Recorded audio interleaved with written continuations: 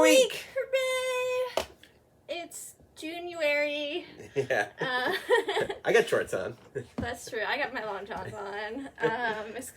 But the heat is not turned on, so that's an improvement. Years ago, a guy in April during a snowstorm was wearing shorts, and I was working at McDonald's.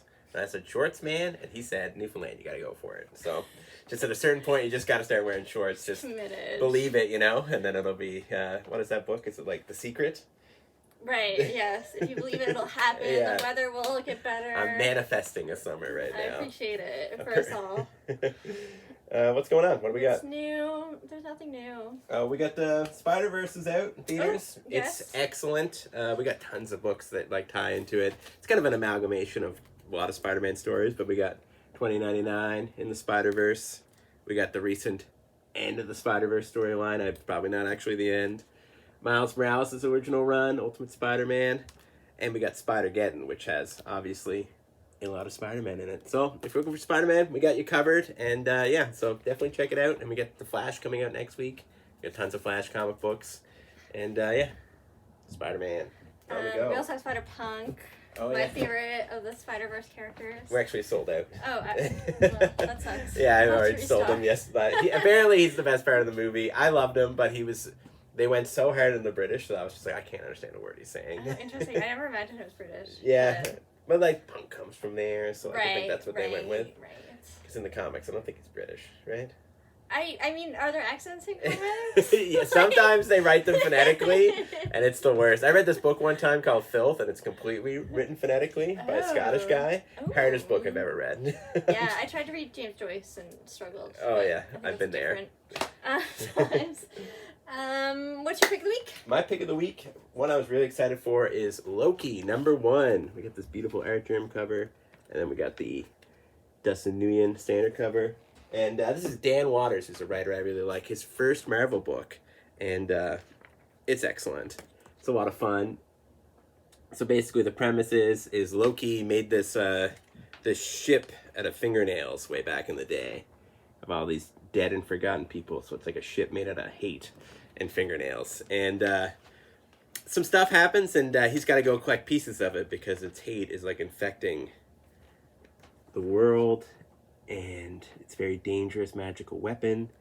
And the artwork in here is fantastic. It's funny. It's like Loki is just written perfectly. It delves really deep into Norse mythology and pulls out some very strange concepts. And it's so fun. It's kind of stupid and wacky. It confirms that Loki's the Florida man from all those articles. But the best part about it is that it's actually narrated by the ship of fingernails. And the narration's just super weird. And it's excellent. So happy to have Dan Waters in the Marvel Universe writing, and Loki's the perfect fit for him. He's kind of like, he's done like Lucifer and Azrael, so he's got kind of like a religious mythology thing going on with a lot of his writing. He's excellent. And German Peralta is doing the artwork, and they're just knocking it out of the park. It's a lot of fun, and I definitely think you should check it out. We got a few copies left. So yeah, Loki, and everybody loves the God of Mischief. God of Stories now, but definitely check this one out. What do you got? Well, my pick of the week from DC is Power Girl. This is a one-shot special that they're doing, kind of ramp up some hype around her new series coming out in the fall. And it also has a little Fire and Ice story, which also is getting a new series in the fall. But yeah, really love Power Girl. Mostly the art. It's just, I absolutely love the colors. I just thought it was absolutely so gorgeous. Tells the story of Power Girl and how there's this villain, Johnny Sorrow, who's very like Devil Wears Prada kind of vibes. He's got everyone trapped in the psychic vision, and yeah, kind of your classic team up story, fighting villains, helping out the good guys. But yeah, I just thought it was an absolutely gorgeous book. And yeah, you get a full story, which is nice. And then you also get this little sneak peek of Fire and Ice for a little bonus. So it is a $5.99 US comic, but it's pretty big, and yeah, it packs a good punch. Yeah, Awesome. Lots of good books coming up from DC. They announced a Birds of Prey book in the fall, and it's like, Yeah, the art looks so far. It looks really fun. It's so exciting. It's so exciting. We already got one person pre-ordered. 2, including me. Oh, nice. Yeah. All right. Now, time for the best part of the show. We got Marvel's Pride issue from last year.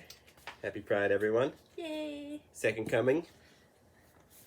And Deep Cuts from Image Comics. Ooh, my pick of the week from a few weeks ago. All right, and our lucky winner is Mark Denine. Congrats, Mark. Congrats. All right, thanks everyone for tuning in. See you next time.